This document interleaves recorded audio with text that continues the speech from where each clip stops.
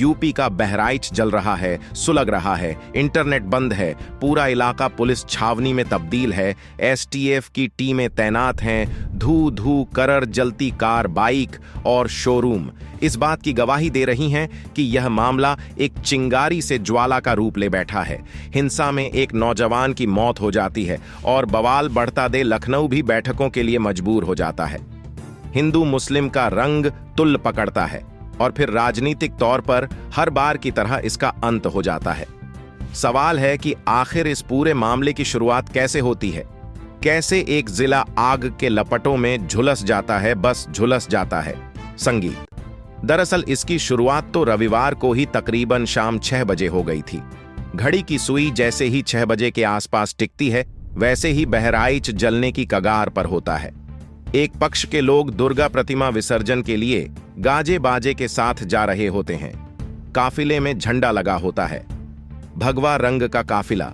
जैसे ही दूसरे पक्ष की सघन आबादी वाले इलाके से घू उड़ता है, आरोप है कि दूसरा पक्ष गानों को लेकर अपनी आपत्ति दर्ज कराता है और बवाल बढ़ने लगता है। हिंदुस्तान संवाददाता के मुताबिक दूसरे पक्ष से विसर्जन में लगे झंडे के साथ तोड़फोड़ किया जाता है और पत्थरबाजी की जाती है।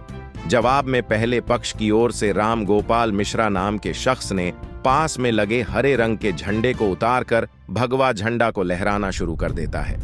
भीड़ वाह वाह के नारे लगाती है। गोपाल को यह लगा कि फिलहाल लोग उनके साथ हैं और वह सेफ हैं। लेकिन पुलिस ने जैसे ही लोगों को खदेड़ा, वैसे ही भीड़ हट जाती है और दूसरे पक्ष ने राम गोपाल को अकेले पाकर गोली मार दी। गोली से ही कहा जा रहा है कि राम गोपाल का सीना छलनी हो जाता है। इतना ही नहीं, बल्कि राम गोपाल को खूब मारा पीटा जाता है। पूरे शरीर पर घाव के निशान होते हैं। हिंदू पक्ष से लोग जैसे ही राम गोपाल का शव देखते हैं, वैसे ही देखते वे उग्र हो जाते हैं और फिर राम गोपाल को मारने वाले लोगों का एनकाउंटर करने की मांग करते हैं। सड़कों पर निकल पड़ते हैं। साथ ही बुलडोजर कार्रवाई की भी मांग तेज हो जाती है। पुलिस से झड़प होती है, बवाल बढ़ता है और आग से लेकर तोड़फोड़ की तस्वीरें सामने आने लगती हैं। फिर देर शाम तक यूपी के बहराइच से एक पुलिस अधिकारी की तस्वीर वायरल होती है, जिसमें वह हाथ में पिस्टल लिए भीड़ को खदेड़ रहा होता है। यह और कोई नहीं बल्कि यूपी पुलिस के DG law and order Amitabh यशन।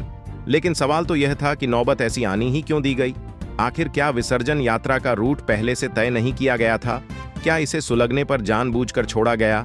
और जब विवाद बढ़ रहा था तो आखिर पुलिस प्रशासन क्या कर रही थी? कुल मिलाकर अब सवाल उस व्यक्ति की मौत पर है जिसके लिए अब उसका परिवार न्याय मांग रहा है। रो रोकर अब यह पूछ रहा है कि आखिर ऐसा कैसे हो गया? हमने तो बेटे को विसर्जन के लिए भेज था, लेकिन आखिर उसकी मौत कैसे हुई? जिन लोगों ने मौत को अंजाम दिया, आखिर वह कहां है?